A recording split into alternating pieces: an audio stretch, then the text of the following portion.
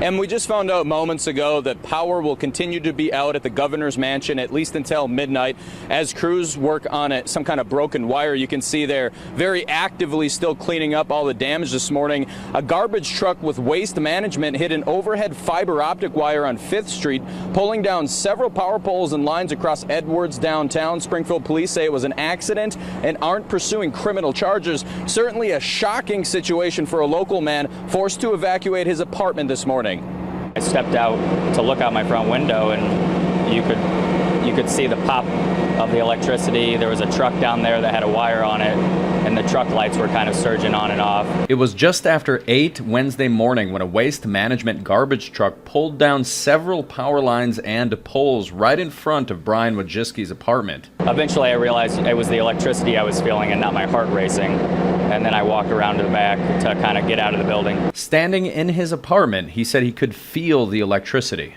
The warmth through your body of the electricity. Wojcicki says watching active power lines broken across the street in front of his apartment was surreal. It would shoot out maybe a few feet from the wire outside my balcony. By the time I got out back, most of that seemed to be done, but for the first few minutes, yeah, I mean, a few feet of sparks would happen, like a little bottle rocket going off. Police say no one was seriously hurt as active power lines arced and sparked across Edwards between 4th and 5th Streets. Lieutenant Sarah Pickford says everyone making it out safely is a miracle. Power lines were going across the back of the vehicle that was involved, and once it first happened, all those lines were still live. Pickford says at first it was an extremely hazardous situation. And the officers that were out on foot, one of the officers, I heard it go over the radio that they could feel the electricity on the pavement. So it was